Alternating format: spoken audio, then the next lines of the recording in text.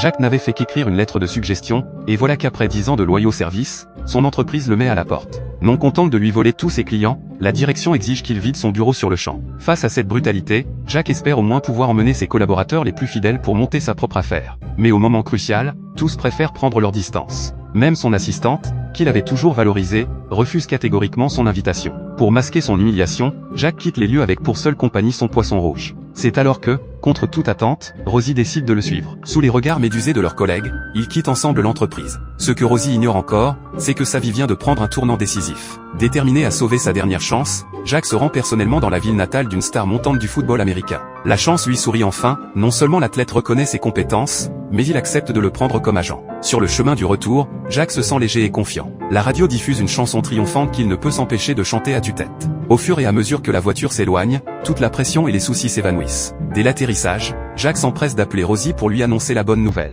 À l'autre bout du fil, le visage de la jeune femme s'illumine d'un sourire radieux. Le lendemain matin, plein d'espoir, ils prennent la route vers le domicile du client pour finaliser leur collaboration. Durant ce long trajet, ils discutent avec enthousiasme, évoquant aussi bien les difficultés des débuts que les succès à venir. Mais le destin semble prendre un malin plaisir à jouer avec les hommes. Au moment où Jacques s'apprête à faire signer le contrat, un appel téléphonique interrompt cette étape cruciale. Jacques décroche avec le sourire, pour découvrir que c'est son ancien patron au bout du fil. En croisant le regard complice du père et du fils assis face à lui, il comprend instantanément qu'il s'est fait piéger. Il s'efforce néanmoins de garder son sang-froid pour ne rien laisser paraître. L'appel terminé, Jacques sort précipitamment le contrat, pressant ses interlocuteurs de signer immédiatement. Mais le client lui annonce avec désinvolture qu'il a déjà signé ailleurs. La veille encore, il lui jurait que ce contrat ne serait signé qu'avec lui. Pourtant, quelques heures plus tard, ils ont retourné leur veste pour choisir son concurrent. La colère bouillonne en Jacques, mais il comprend que c'est un coup monté pour l'achever définitivement. Le plus douloureux dans cette trahison, c'est de découvrir que sa petite amie en est l'instigatrice ou elle a tout orchestré pour une généreuse commission. Quand Tom confronte sa petite amie pour obtenir des explications,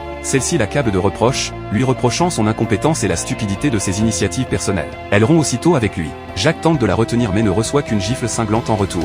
Désolé, pour certaines raisons, je ne peux présenter que cette partie du film. Pour connaître la suite, vous pouvez rechercher le titre Jerry Maguire.